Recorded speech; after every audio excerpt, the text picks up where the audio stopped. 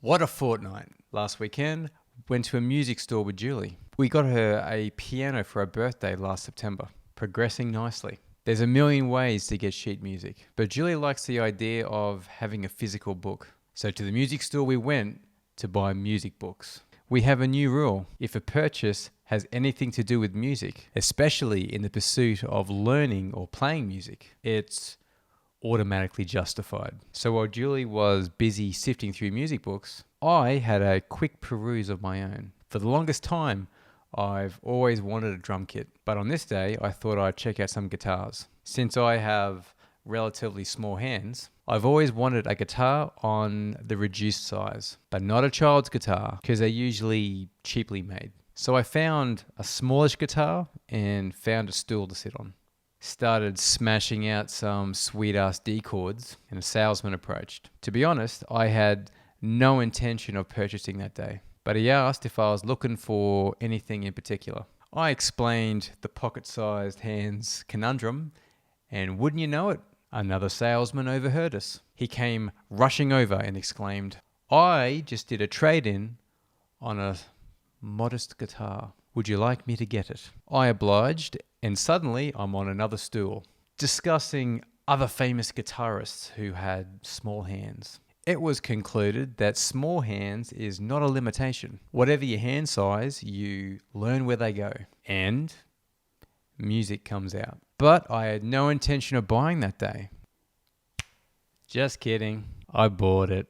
I was so inspired I couldn't resist. So yeah, I've been noodling away on this all week. Then Friday rolls around, and what comes out? That Beatles documentary. I like the Beatles, but I've never been a massive Beatle head. But that thing was very, very, very watchable. If you're interested in the creative process. And you know, it's the Beatles' last album. Kind of fascinating to see their dynamic. Whole thing goes for 8 hours, so you'll definitely adopt a Liverpool accent by the end. Hello, John. Can you play me an E chord? Sure thing, Paul. Should we break for marmalade on toast? So that was fun. I've been pretty charged all weekend about it.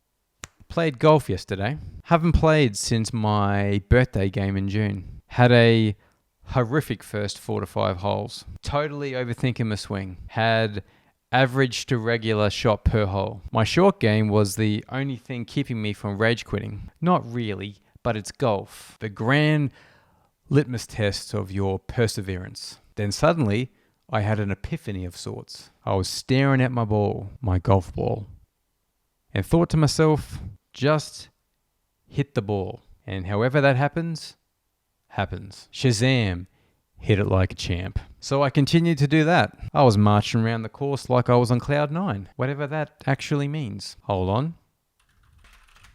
Wow, this is proof you got to read articles past the first couple of paragraphs. One of the classifications of cloud which were defined by the US Weather Bureau. US Weather Bureau. What's the word? Bureau.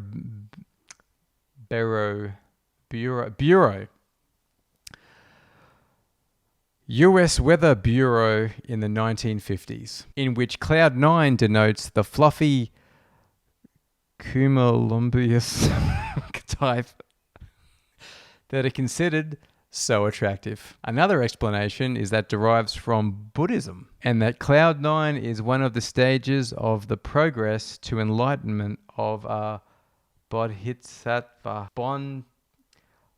Julie, how do you say that?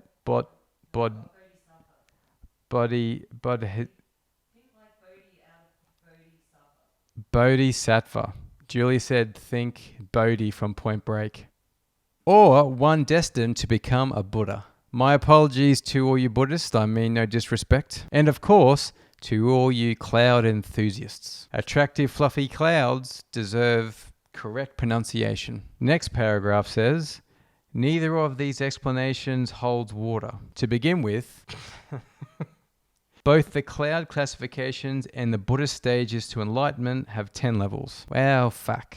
No sense floating around on the 9th if there's a 10 or 11.